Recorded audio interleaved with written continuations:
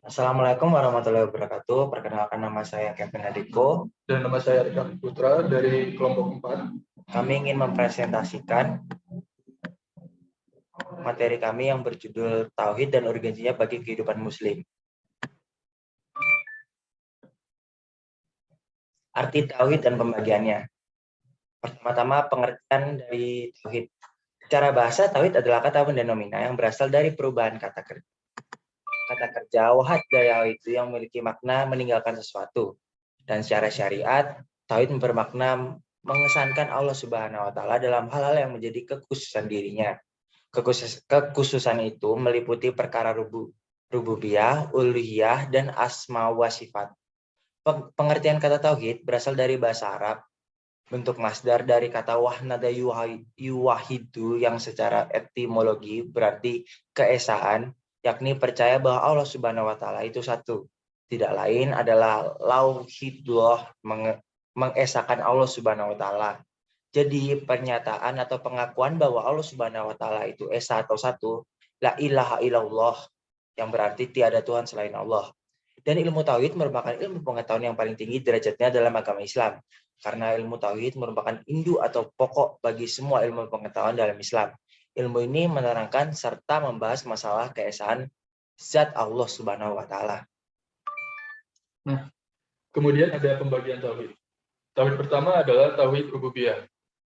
Keyakinan yang pasti bahwa hanya Allah semata Rabb dan pemilik semesta, tidak ada sekutu baginya. Dialah yang Maha Pencipta. Dialah yang mengatur alam dan menjalankannya. Dialah yang menciptakan para hamba, yang memberi rizki kepada mereka, menghidupkan dan mematikannya. Dan beriman kepada qada dan qadarnya, serta keesaannya dan dalam zatnya. Kedua ada tauhid uluhiyah. Tauhid uluhiyah artinya mengesahkan Allah Ta'ala melalui perbuatan para hamba. Dinamakan juga dengan tauhid ibadah.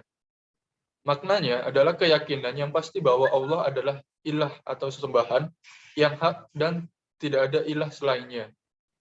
Segala yang diibadahi selainnya adalah batil. Hanya dialah yang patut diibadahi. Bagi ketundukan dan ketaatan secara mutlak. Tidak boleh siapapun dijadikan sebagai sekutunya dan tidak boleh bentuk ibadah apapun diperuntukkannya kepada selainnya. Seperti sholat, puasa, zakat, haji, doa, dan istianah atau meminta pertolongan, nazar, menyembelih, tawakal, khauf atau takut, harap, cinta, dan lain-lain dari macam-macam ibadah yang zahir atau tampak maupun batin atau tidak tampak. Ketiga ada tauhid asma wa sifat, yaitu keyakinan dengan pasti bahwa Allah Subhanahu wa Ta'ala mempunyai asmaul husna atau nama-nama yang baik dan sifat-sifat yang mulia. Allah Subhanahu wa Ta'ala memiliki semua sifat yang sempurna dan suci dari segala kekurangan. Allah lah yang Maha Esa dan sifat-sifat tersebut tidak dimiliki oleh makhluknya atau ciptaannya. Makna kalimat la ilaha illallah. Makna kalimat la ilaha illallah. Kalimat la ilaha illallah mengandung dua makna, yaitu makna penolakan segala bentuk sesembahan selain Allah Subhanahu wa Ta'ala dan makna mengatakan bahwa satu-satunya sesembahan yang hanyalah Dia semata atau Allah semata. Berkaitan dengan kalimat ini, Allah Subhanahu wa Ta'ala berfirman, maka ketahuilah atau ilmuilah bahwasanya tidak ada sesembahan yang benar selain Allah. Quran surat Muhammad ayat 19. Berdasarkan ayat di atas, bahwa memahami makna syahadat adalah wajib hukumnya dan mesti didahulukan daripada rukun-rukun Islam yang lain. Rasulullah Subhanahu wa Ta'ala juga menugaskan bahwa siapa yang mengucapkan la ilaha illallah dengan ikhlas maka akan masuk ke dalam surga. Hadis riwayat Ahmad. Yang dimaksud dengan ikhlas di sini adalah memahami, mengamalkan, dan mendakwahkan kalimat tersebut sebelum yang lainnya. Rasulullah sendiri mengajak paman beliau, Abu Thalib, menjelang detik-detik kematiannya dengan ajakan, wahai pamanku, ucapkanlah la ilaha illallah, sebuah kalimat yang aku akan jadikan sebagai inijah di hadapan Allah. Akan tetapi Abu Thalib enggan untuk mengucapkan dan meninggal dalam keadaan musyrik. Selama 13 tahun di Makkah, Nabi Muhammad SAW mengajak orang-orang dengan perkataan beliau, katakanlah la ilaha illallah. Kemudian orang-orang kafir menjawab, beribadah kepada sesembahan yang satu tidak pernah kami dengar dari orang tua kami. Orang Quraisy di zaman Rasulullah sangat paham makna kalimat tersebut Dan barang siapa yang mengucapkan, tidak akan menyeru atau berdoa kepada Tuhan selain Allah. Nah, kemudian ada syarat-syarat la ilaha illallah. Bersaksi dengan la ilaha illallah harus dengan 7 syarat. Tanpa syarat itu kesaksian tersebut tidak ada manfaat bagi yang mengikrarkannya. Secara singkat, 7 syarat itu ialah: pertama, ilmu atau mengetahui, yaitu menafikan jalal atau kebodohan. Artinya memahami makna dan maksudnya, mengetahui apa yang ditiadakan dan apa yang ditetapkan, serta menafikan ketidaktahuannya tentang hal tersebut. Maksudnya adalah orang yang bersaksi dengan la ilaha illallah dan memahami dengan hatinya apa yang diikrarkan oleh lisannya. Seandainya tetap tidak mengerti apa maknanya, maka persaksian itu atau dengan mengucapkan la ilaha illallah itu tidak dianggap sah dan tidak berguna. Kedua, ada yakin, yang artinya sama, yaitu yakin, yang menafikan syak atau keraguan. Orang yang mengucapkan la ilaha illallah harus meyakini kandungan kalimat tersebut karena Allah Ta'ala.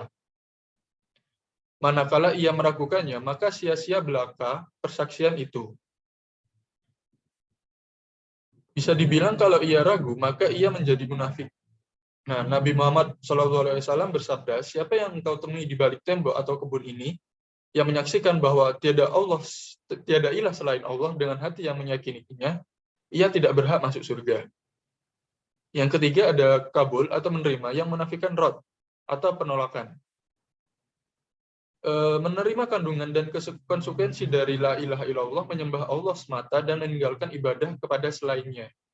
Siapa yang mengucapkannya tetapi tidak menerima dan menaati, maka ia termasuk orang-orang yang difirmankan Allah Subhanahu wa taala pada Quran surat As-Saffat ayat 35 sampai 36. Yang artinya sesungguhnya mereka dahulu apabila dikatakan kepada mereka la ilaha illallah, mereka menyombongkan diri dan mereka berkata, apakah sesungguhnya kami harus meninggalkan sembahan-sembahan kami karena seorang penyiar gila? Keempat, inqiyad atau patuh, yang menafikan tark atau meninggalkan. Allah Subhanahu wa taala berfirman pada Quran surat Luqman ayat 22 yang artinya, dan barang siapa yang menyerahkan diri kepada Allah sedang dia orang yang berbuat kebaikan, maka sesungguhnya ia telah berpegang kepada buhul, tali yang kokoh. Syarat kelima adalah sidq atau jujur, yang menafikan kizib atau dusta. Yang mana mengucapkan kalimat la ilaha illallah dan hatinya juga membenarkannya, manakala lisannya mengucapkan tetapi hatinya mendustakan, maka ia adalah hamba yang munafik dan pendusta. Kemudian ada syarat keenam, yaitu ikhlas, yang menafikan syirik, yaitu membersihkan amal dari segala debu-debu syirik dengan jalan tidak mengucapkan karena mengingkari isi dunia, riya atau sum'ah. Syarat ketujuh ada mahabbah atau kecintaan, yang menafikan bagda atau kebencian. Maksud dari mencintai kalimat la ilaha illallah juga mencintai orang-orang yang mengamalkan konsekuensinya. Allah Subhanahu wa taala berfirman pada Quran surat Al-Baqarah ayat 165 yang artinya, dan di antara manusia ada orang-orang yang menyembah tandingan-tandingan selain Allah. Mereka mencintainya sebagaimana mereka mencintai Allah. Adapun orang-orang yang beriman sangat beriman dan sangat cinta kepada Allah.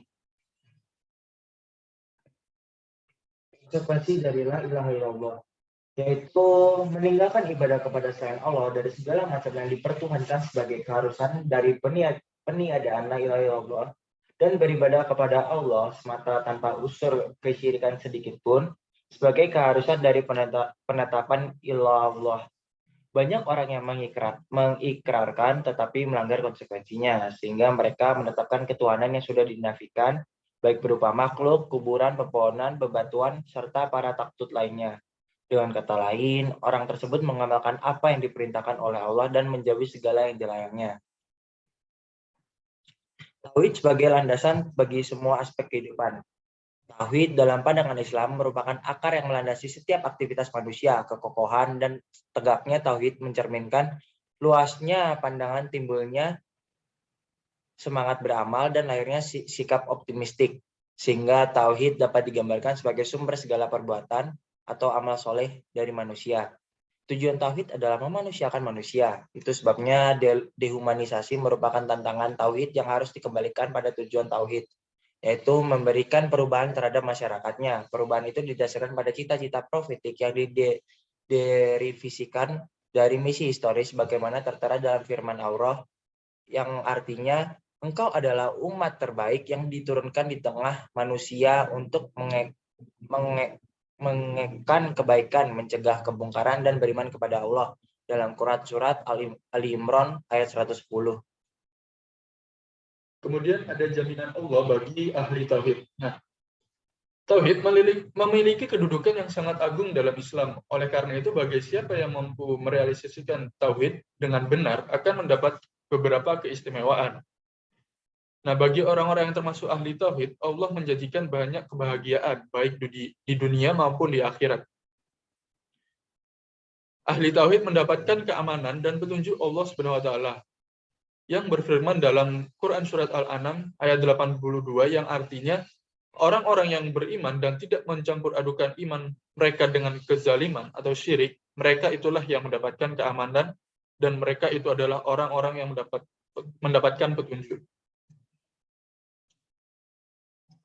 Dan dari kelompok 4, kami ucapkan wassalamualaikum warahmatullahi wabarakatuh. Waalaikumsalam warahmatullahi wabarakatuh. Rekordernya belum? Hmm. Belum rekod, belum. Nah.